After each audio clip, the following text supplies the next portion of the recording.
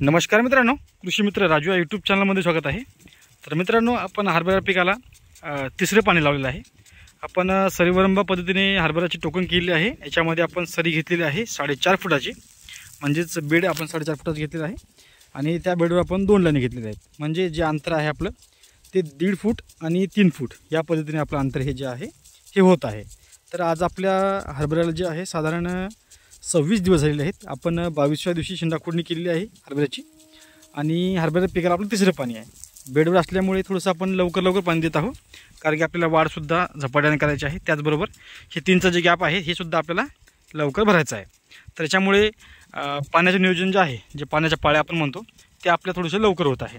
सुरुवातीला आपण कोरड्याला पेरणी करून आपण साधारण 4 तास पाणी दिलं होतं। त्याच्यानंतर दुसरं पाणी जे आहे साधारण आपण 15 तारखेला पाणी दिलं होतं, म्हणजे लागवडीपासून 15 दिवसांनी याला आपण दुसरं पाणी दिलं होतं। आणि तिसरं पाणी जे आहे हे आता आपण 28 तारखेला हे चालू केलेलं आहे। कारण की आपल्याला जे वापसा म्हणतो बेडवरचा हे थोडंसं लवकर होत आहे, कारण की सुरुवातीला मुळी जी आहे ही थोडीशी बारीक आहे, त्याच्यामुळे पाणी जास्त मागत आहे सुरुवातीच्या अवस्थेमध्ये। जेव्हा याची मुळी एकदम खोलवर जाईल तेव्हा पाणी जे आहे हे कमी मागेल। तर हे तिसरं पाणी आपलं हरभऱ्याला चालू आहे। तर संपूर्ण प्लॉट कसा डेव्हलप होत आहे बघू शकता। हरभरा फुले कृपा 4.5 फुटाच्या बेडवर आपण 2 लाईनी लावलेले आहे। याला खताचे व्यवस्थापन जे आहे हे आपण 14-35-14 सिंगल सुपर फॉस्फेट आणि सल्फर 10 किलो एकरी 1 बॅग प्रमाणे असं याला दिलेलं आहे। आणि पहिली फवारणी जी आहे आपण हे पाणी झाल्यानंतर याला आपण पहिली फवारणी ही घेणार आहोत। म्हणजे साधारण 26 ते 27 दिवसाला आपण पहिली फवारणी याच्यामध्ये काढणार आहोत। आता हे पाणी झाल्याबरोबर आपण पहिली फवारणी याच्यामध्ये घेणार आहोत। त्याच्यामध्ये आपण रोको, त्याच्यानंतर 28-28-0 आणि इमॅमेक्टिन बेंझोएट हे आपण पहिली फवारणीमध्ये घेणार आहोत।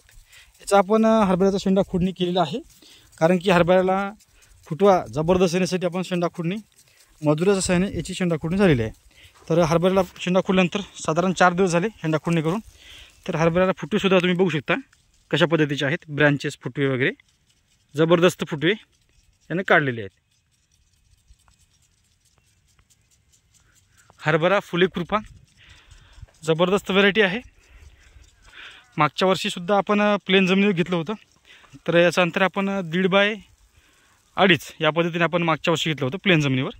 तर यावर्षी आपण 1.5 बाय 3 म्हणजे जोडोळ पद्धत आणि बेडवर सुद्धा, तर या पद्धतीने नियोजन आहे। आणि तणाचं व्यवस्थापन जे आहे हे आपण मजुरा सहाय्याने तण नियंत्रण करणार आहोत याचं, कारण की याच्यामध्ये आपण कोळपणी वगैरे करणार नाही।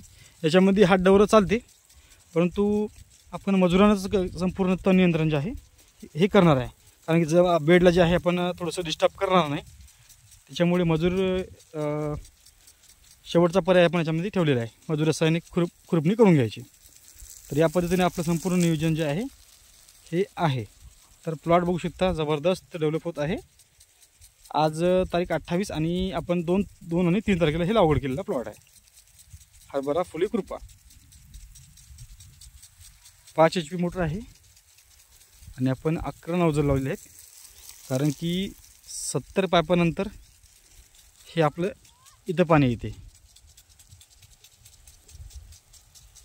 जबरदस्त उगवण वगैरे झालेली याची। हरभरा फुले कृपा $,